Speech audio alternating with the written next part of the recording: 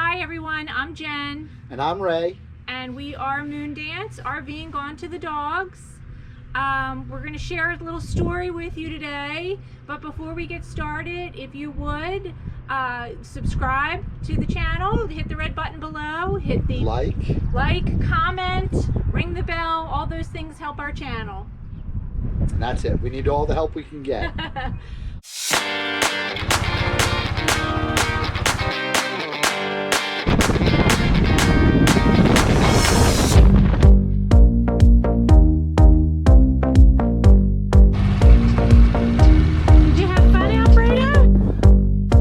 Taking a walk, raising his RV clothes.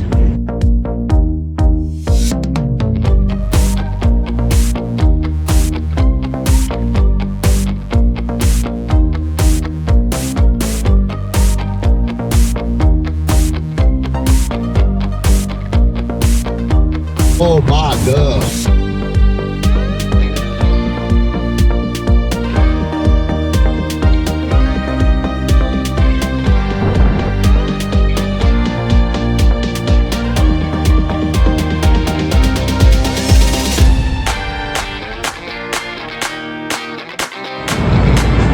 Hi, Jen. Hello.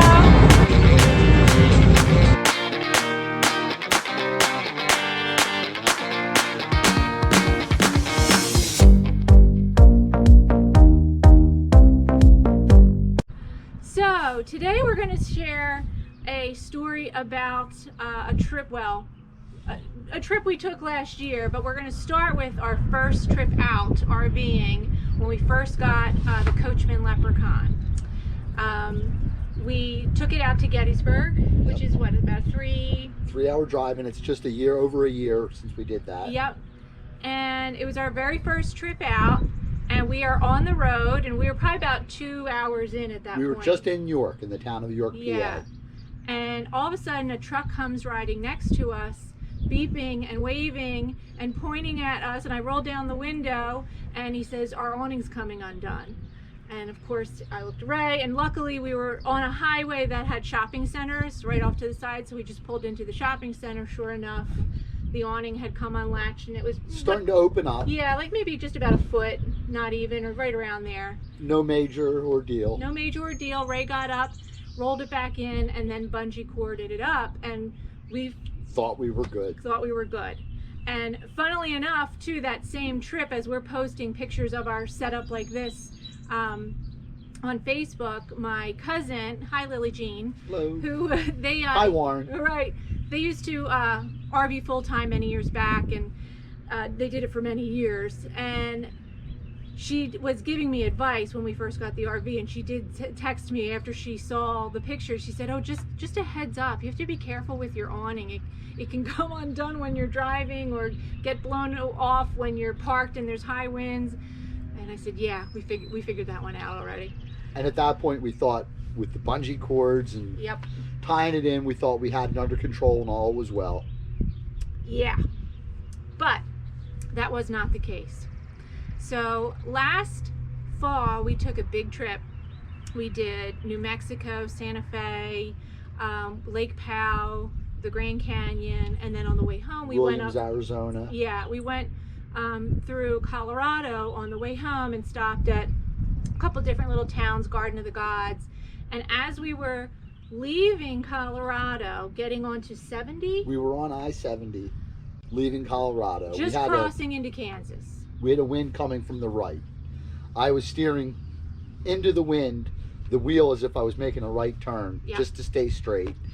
And then we were on like a two-lane I-70 at 2 lanes. 2 lanes each direction, and you know, heavy traffic. It's like a 75-mile-an-hour, big rigs. And we were stuck at 40, couldn't get any faster. Yeah, no shoulder.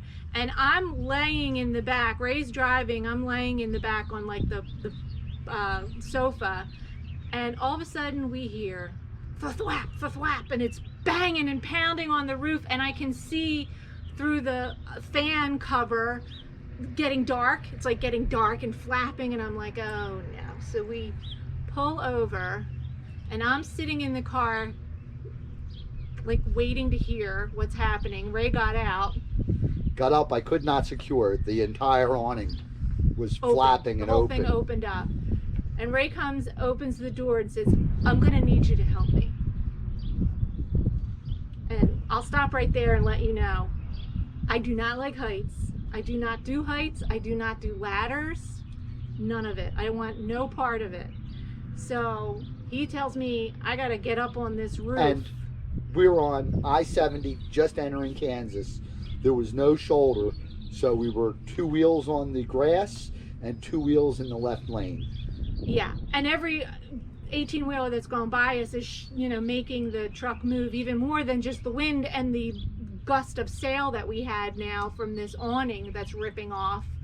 And, we're like getting into Kansas. So if you've been through Kansas, it's a lot of nothingness. So there was just fields of nothing forever. And you could see this major storm coming at us while so now I'm thinking I have to climb up on this roof. And I don't know what mile winds they were. It was heavy winds. Enough that the RV could only do 40 miles an hour in it. And if he was up there, he's looking at me, he's like, if I have to cut it off, it could rip me off the roof, which it could have. It was that strong. And so I got myself together and she didn't get herself together. I did not. I was in full panic, but I got up and literally by the top, you had to like push me onto the roof because I got to the top and was frozen. So he had to like push my whole body up there. And then he gets up and climbs over me to go to the other end. And now I'm just laying on there with a death grip on the awning, trying to hold it down while he's rolling it in because I really couldn't do much of the rolling. And it didn't take much to roll it in. Once we were both up there. And I'm death gripping it the whole time because I'm looking at the wind. It rolled right in. And I'm in a full out of body experience panic up there.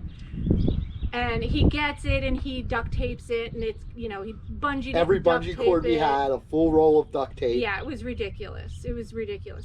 But now he tells me you have to get down.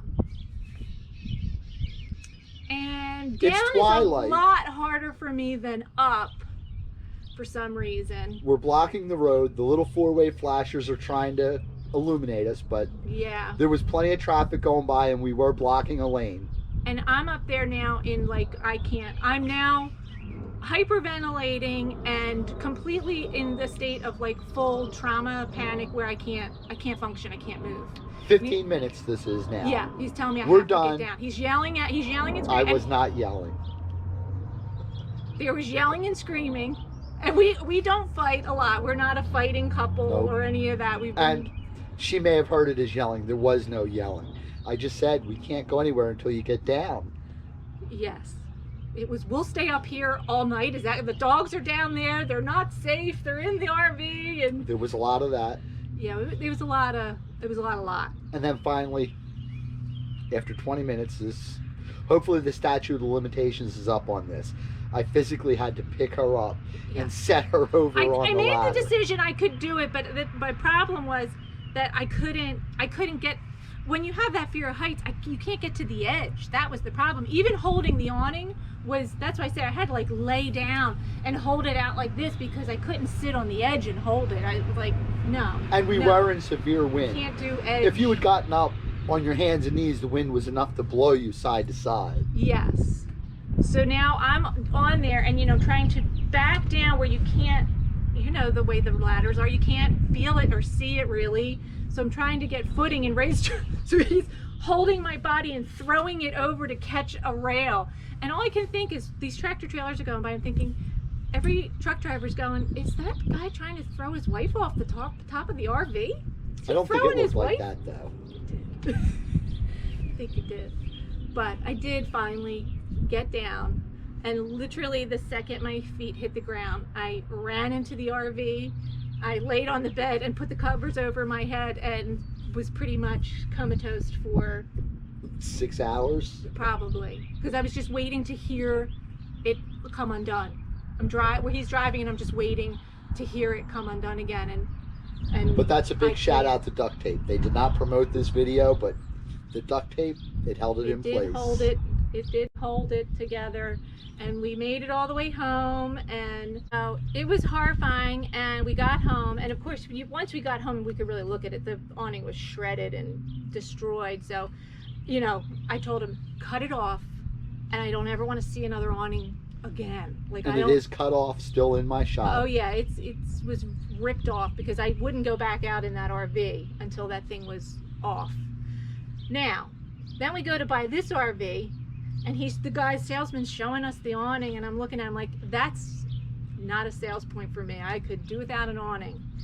And Ray's like, is it a divorce awning? Is this a divorce awning? And the salesman's just looking at us like, he did assure us that it can't blow out because it is motorized. He did. Now, I don't believe that. So, you guys, if you have awning stories, you have to let us know. You have to tell us your stories in the comments. And if you've got one of these new RVs with the automated, like our old one was a ratcheting, you know, we're pulled down. And crank thing. Now, but if you have one of these automated awnings, I need to know if this is a concern. Or if I have to cut it off now. Undone. Because it's, I can't, I told him, don't ever ask me to go up there again. I'm never going on that roof ever again.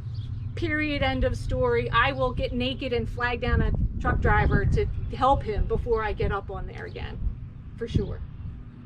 Absolutely. I believe that. Yeah, absolutely. 100%. And thank you, Tom. This was Tom's idea for us to share this story. Yeah, well, we don't normally talk about this. No, I don't think I talked about this story for months.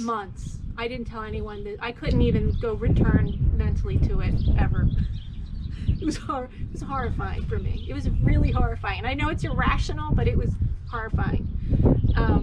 But yeah, if you have stories like that, it sounds like everyone has some kind of a crazy road breakdown or awning issues. Yeah, we've heard lots of stories. So just share your craziness when you hit the road. Sorry, we don't have any video of the actual event, but that's probably a good thing. Yeah, that is a good thing.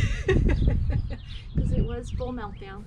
But we just wanted to share that as a cautionary tale. Again, if you're new to RVing, it's a good thing to know to don't, especially if you have an older RV with one of those awnings that aren't automatic. Again, I don't know if this is 100% either, but bungeeing the end up so that you know it's secure, because apparently they can come undone. It's really not much of a mechanism in there that locks it in place. We've never seen wind like that. That was blowing across the plains of Kansas. Yeah, it was bad. It was bad. And Kansas is a lot of... We probably won't go back. We have nothing against Kansas, but we had no good times there.